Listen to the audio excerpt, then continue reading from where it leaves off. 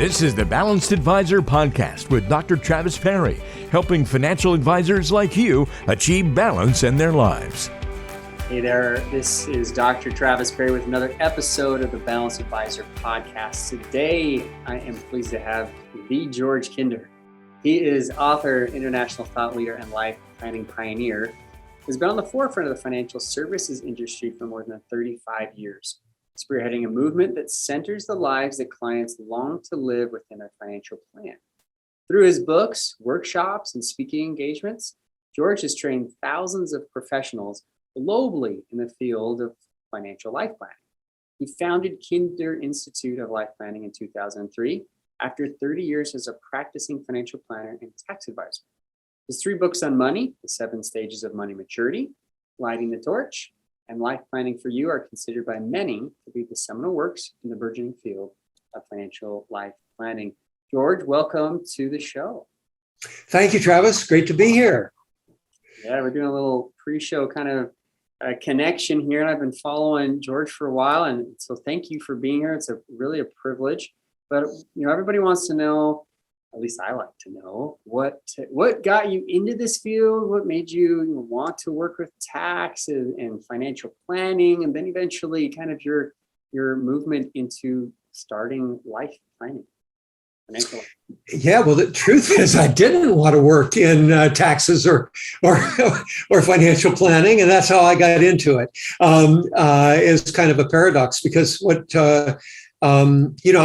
I go back a ways, as you said, and you'd hear the phrase, do what you love and the money will follow. Well, I loved meditating. I loved doing creative things, but I never found anybody who would pay me a dime for my poems or for my meditation. So I had to do something. I had to get a job, basically. I had to get a 9-to-5 job or whatever it was. It was never 9 to 5. It was just, whatever I could do to make the money. And I was really good in mathematics. And so taxes were a piece of cake to me. I won the bronze medal on the CPA exam in Massachusetts back in 1975. So I was really good at that stuff. And I just thought, okay, bite the bullet. I'm going to do tax returns. I only have to work a few months out of the year, then I can get off and do what I love to do. I was so good that I built a business out of it, of course, but never really satisfied with it. And I took a course in financial planning and realized that financial planning was about what it was really about was figuring out who you wanted to be and being it. And I was going, okay, maybe this is it. This is how I can, live the life I really want to live. And so I took all the courses and became a CFP and designed a system of financial planning that really was what we call life planning from the very beginning. It's all about the balance stuff that you talk about. So it wasn't that I wanted to do it. It's that it was the only way I could figure out how to live the life I really wanted to live. And then I used the financial planning skills to enhance that through my life, basically. Yeah, that's so great. I love it. Yeah. So, you're an artist that turned to accounting, Yep. lifestyle, and then you found financial planning, which we all have our different ways of getting here. That's a very unique one, and I recognize that's a big part of what you do now, and we'll get into that a little bit here about the financial life planning and what you've done, because I've not been through your courses, but those who I've spoken with have said that it's basically changed their life. It's helped them to really find their purpose. And so we have a lot in common that way. But let's talk about balance, shall we? We wrote the book, Achieving Balance. I wrote this book 2020 during the whole COVID beginnings. And it really began a movement of trying to help advisors really focus on what they really should be doing in their life, their purpose and goals. So I think we have a lot in common there. Let's talk about balance. What would you say your definition is, an analogy of, or how would you say this is what balance is or isn't, according to your philosophy? I think everyone has the opportunity to experience the kind of balance that I think you're talking about And the way I understand it is living in freedom every moment of your life, basically, and really throughout your life. And so for me, I mean, there's practical elements to it that I do in the trainings for financial advisors.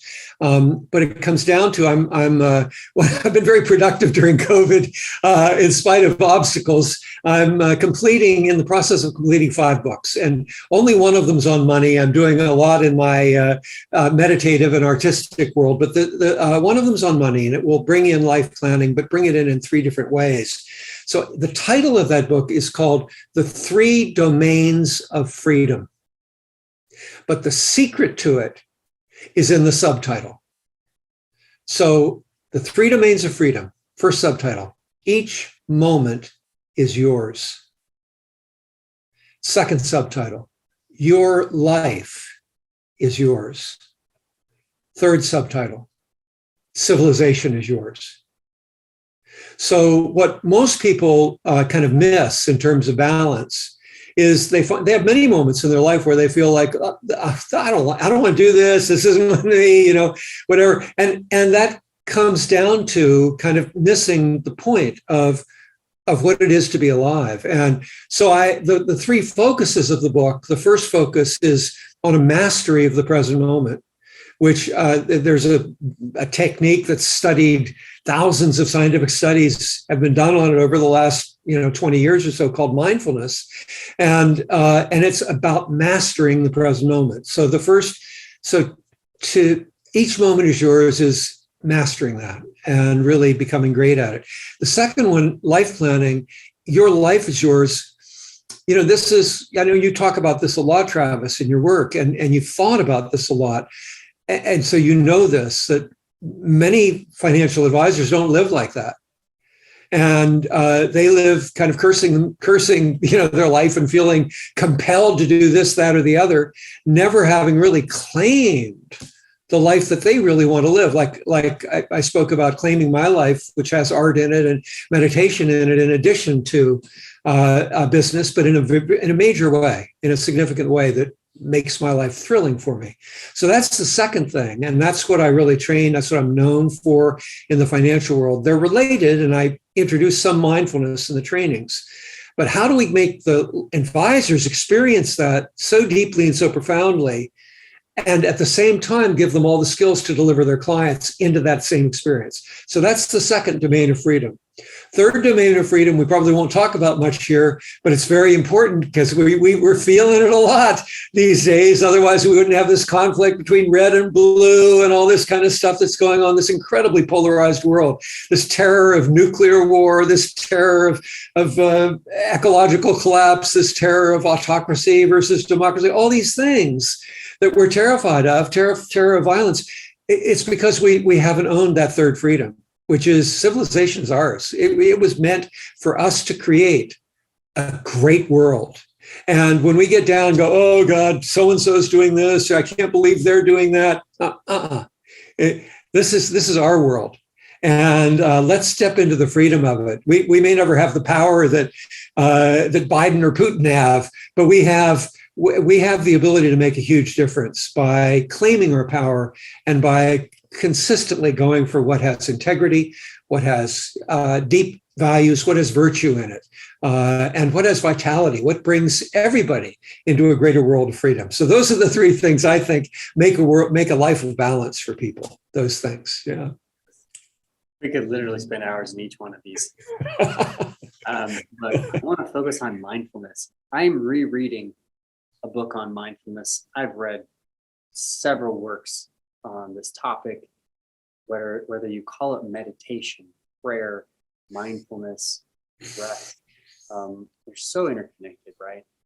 But I really think this is where we focus, you and I, because you love poems, you love meditation, mindfulness meditation.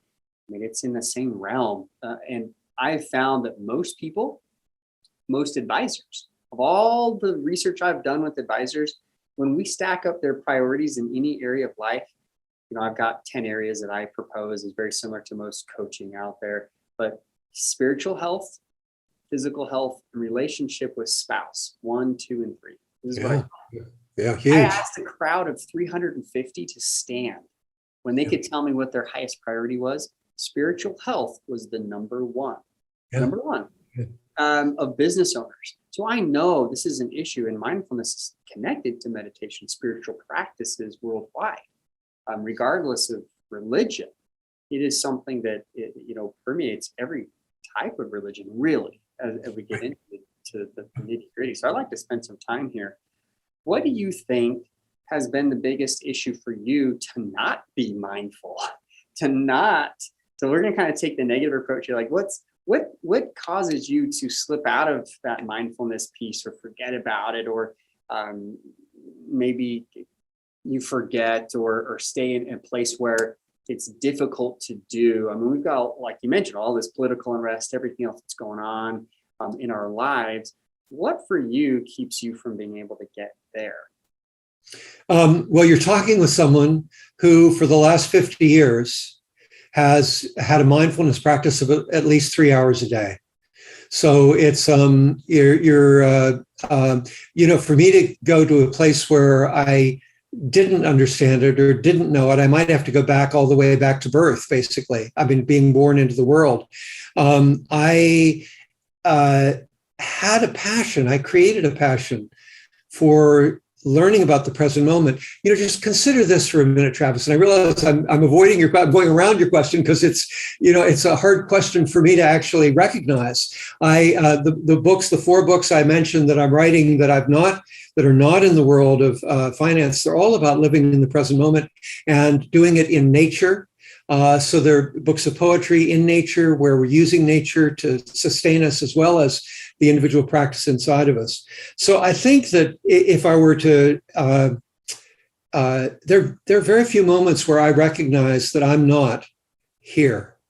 But usually they happen very deeply in meditation where I go, wait a minute, how did I lose that? How did I lose that? How did I lose that? So here's the amazing thing. I mean, it's a trick question I ask audiences. And it is, have you ever experienced a moment of freedom in the past? Like walking the beach, making love, doing something creative with your family, your great business, doing spiritual practice. Have you ever experienced a moment of freedom in the past? And I tell people it's a trick question. And I ask people to raise their hand, similar with you and spiritual health. I get everybody to raise their hand. And then I say, okay, you all got it wrong. Nobody's ever experienced freedom in the past. The only time we've ever experienced freedom is in the present moment. So I created a passion for myself around that question to master the present moment. That's impossible to do because it keeps changing, but to really gain all the skills so that I don't have that kind of falling off. I think 30 years ago, I gave up drinking any kind of alcohol at all. And I certainly found that drinking alcohol, well, it kind of numbed me. And so it wasn't, and I drank Jack Daniels because I wanted to be really alert and I thought that would charge me up. But, at the end of it, you're kind of blah. And the next morning, sometimes you wake up a bit blah. And I just thought that's a waste of all that time, all those moments. Was I born to waste that time? And I thought, no, I'm born to really deliver what best I can out of this body being that I am into the world. So that was one thing I can go back to and say that happens. Occasionally in the family there's a little trouble, and I might be tired, and I need to go prone for a little bit and relax and find my way into how do I deal with this. So that's the best I can do. And I want to recommend, while you're here, this is my book on mindfulness. I've only written one that's totally on it. And it is Transforming Suffering into Wisdom. And it's written in a secular vein because, financial advisors are secular or they're not into meditation. They think it's woo-woo, whatever. So I wrote just the practical. Let's get practical. How do you transform stress and suffering into wisdom? Yeah. I don't know a single person who couldn't relate to that. Transferring suffering into wisdom, beautiful. I love that title. And I commend you for not taking a sip of alcohol in 30 years. That's fantastic. I've never tasted alcohol. I've known Oh. that it's something that have really, in the values of my religion, have said, hey, stay away from this because it doesn't allow you. And the number one reason, even if it's good for the body or whatever, society might say, it's because it takes me away from my spiritual strength and being present and losing that freedom. That is exactly what I tell the people, and then they respect me for it. It's not because of any other reason really than that spiritual strong connection. So I love that. That's so great. Bravo. And it's not good for the body. Most of the recent studies say now that even the smallest amount of alcohol wastes the body in ways that are significant. And it's probably some of the biggest things that I've noticed is a lot of the research on it that's touching on the benefits to alcohol. It's typically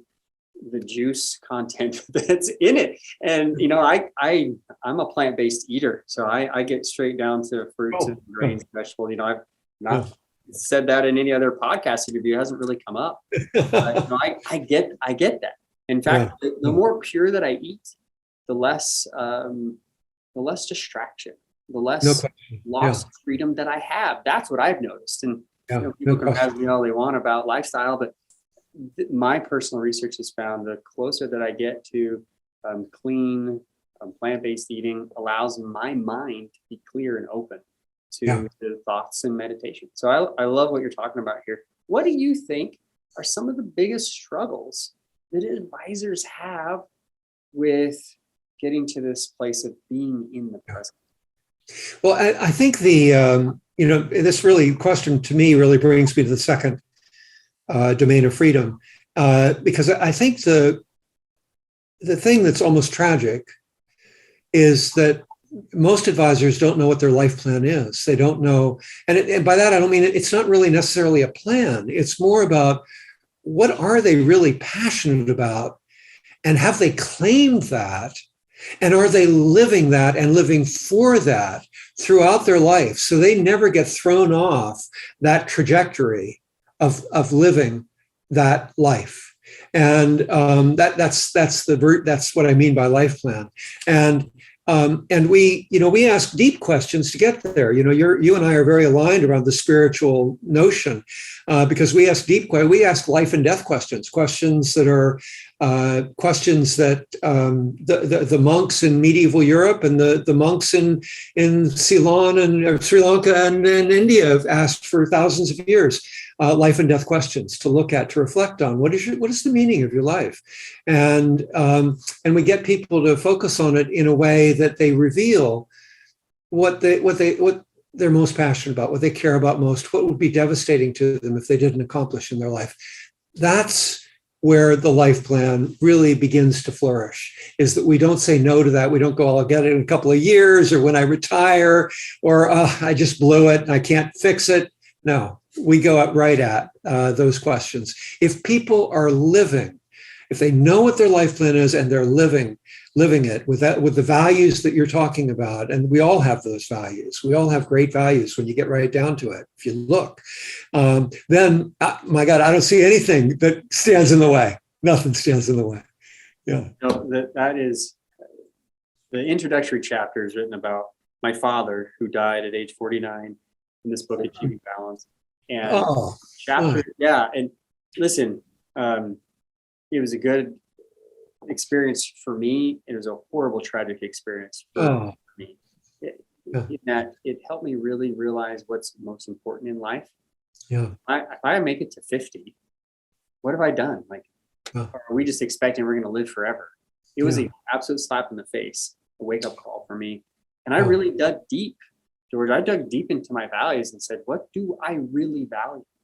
Yeah. And I started making changes in my financial planning practice more towards life planning and life coaching. Yeah. And I started introducing that into my present practice, and that led me on my path from there. But the the real first chapter is all about values, how you discover these values, because we all have them. I spend most of my time with advisors doing that first. Let's get clear on what you value. Forget your goals. Forget what you think you should do the rest of your life.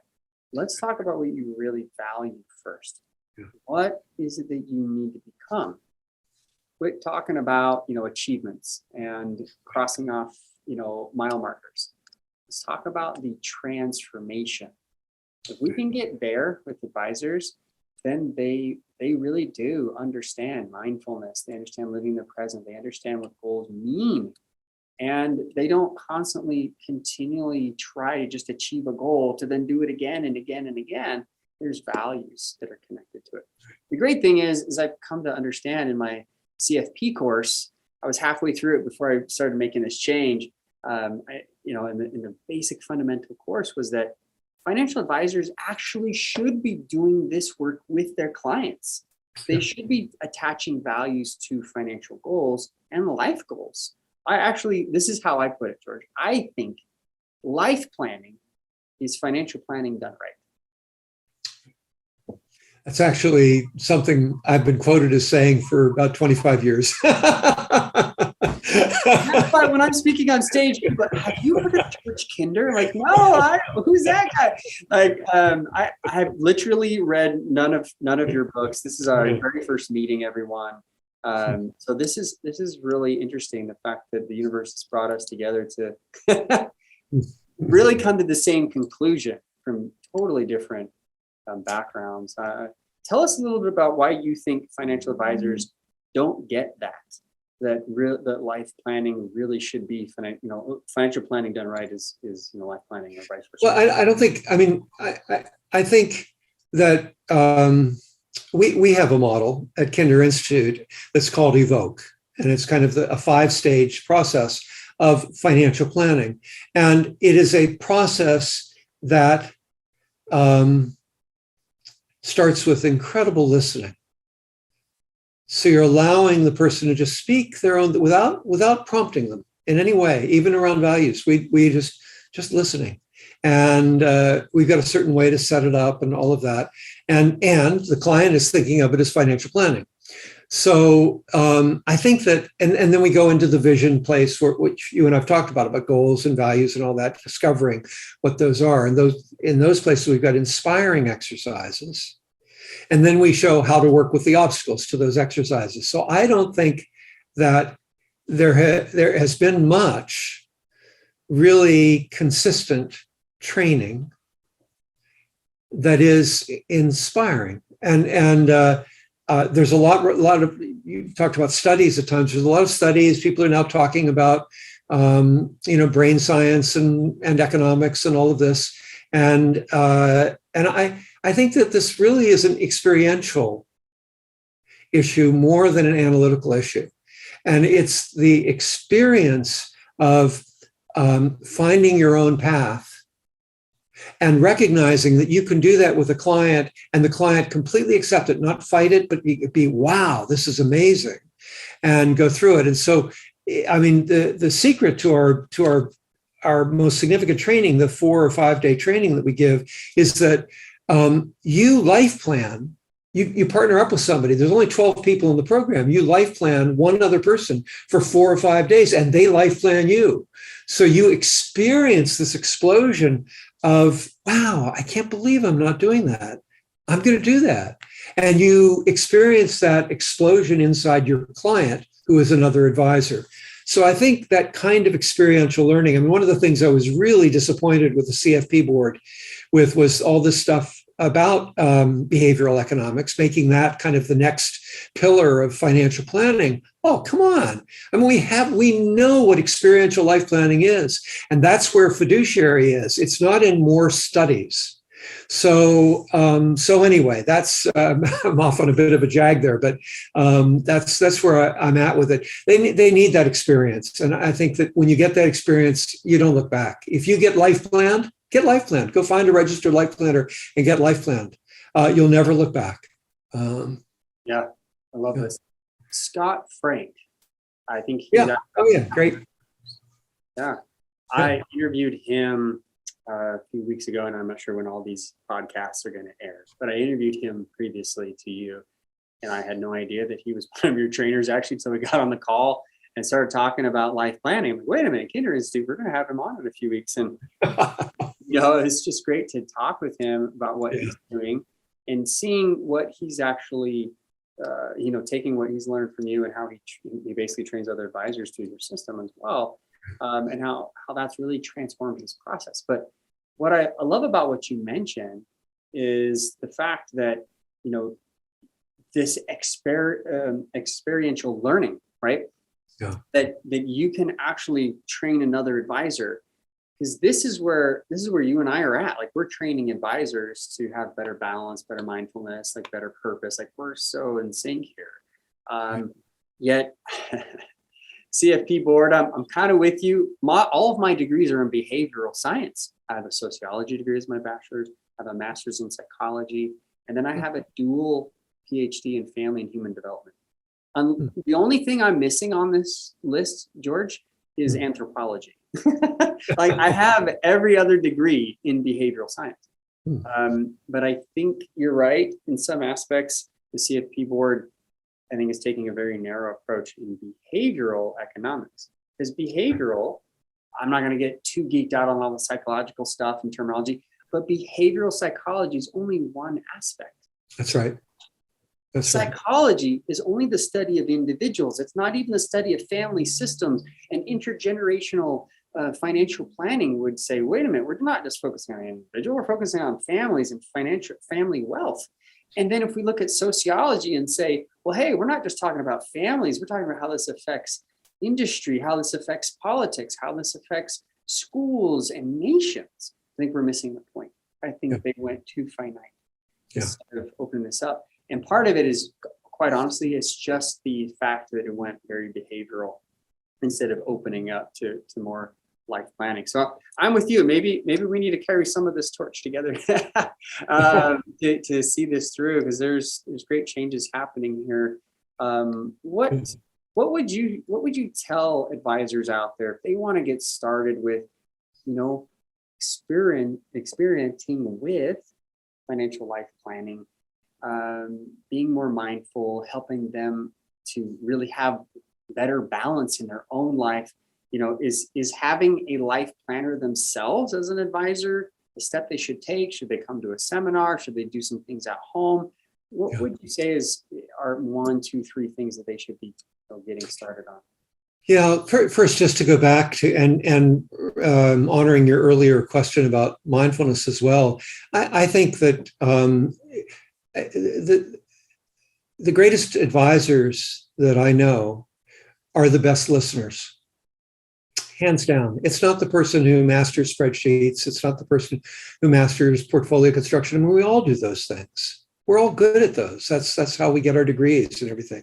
The greatest advisors that I know are the greatest listeners.